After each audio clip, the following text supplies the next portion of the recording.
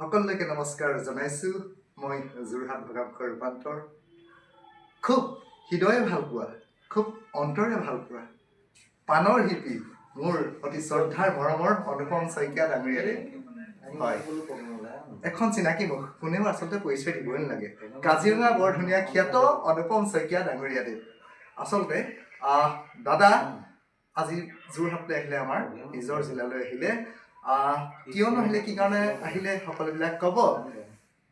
বিয়াতে ভাল লাগিছে। দাদাক আচলতে মই বহুত আমনি কৰিছোঁ।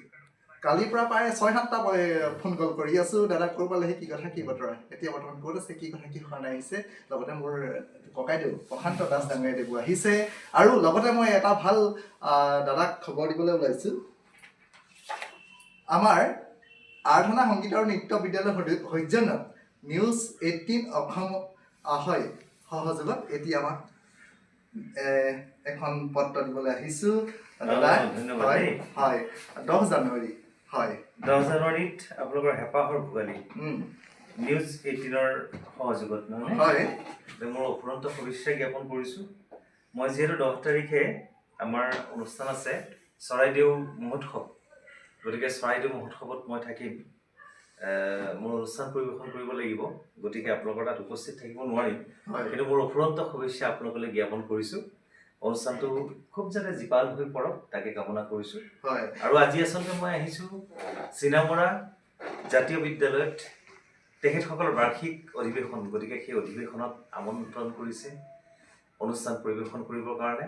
আৰু মই আহি পাই পেলাই বৰ্তমান আছোঁ চাৰ্কিট হাউচত যোৰহাট, গতিকে তাৰ মাজতে ৰূপান্তৰ ভাইটি আৰু দাদা প্ৰশান্ত দা তেখেতসকল আহিল। আৰু এজন ভাইটি আহিছে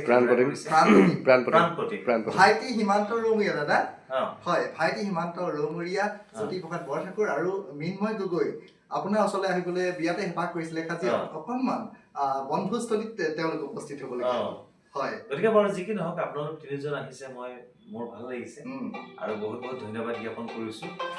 আৰু আপোনালোকৰ অনুষ্ঠানটো খুব সুন্দৰ হৈ উঠক তাকে কামনা কৰিছোঁ আৰু পুনৰ লগ পোৱাৰ প্ৰতিশ্ৰুতি। হয়, মই দাদাক পুনৰবাৰ মই বিশেষভাৱে ৰিকুৱেষ্ট কৰিছোঁ, যদি পাৰে কিন্তু দাদা সোমাব, যদিহে পাৰে, একো যদি অসুবিধা নহয়।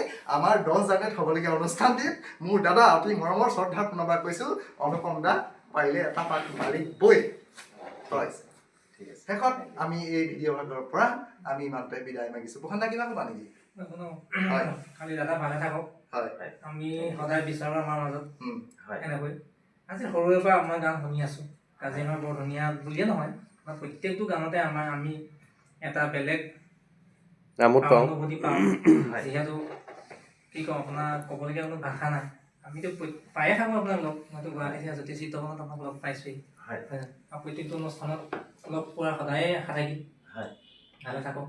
তাৰ কামনাৰে প্ৰশান্ত দাস ডাঙৰীয়া বাহিৰত আছে বাৰু, হিমান্ত ৰৌমৰীয়া, মৃন্ময় গগৈ, মোৰ দাদা অনন্ত ৰাজখোৱা, বৌ পূজাশ্ৰী বৰুৱা, আৰু লগতে মই কি ক'ম, মোৰ মা খুব ভাল পায় দাদাৰ গান শুনি, বিৰাট ভাল পায়, অমিয়া ৰাজখোৱা। আমি সকলোৱে এই অনুষ্ঠানটিৰ পৰা আচলতে এই ভিডিঅ' ভাগৰ পৰা আমি ইমানতে বিদায় মাগিছোঁ। ধন্যবাদ।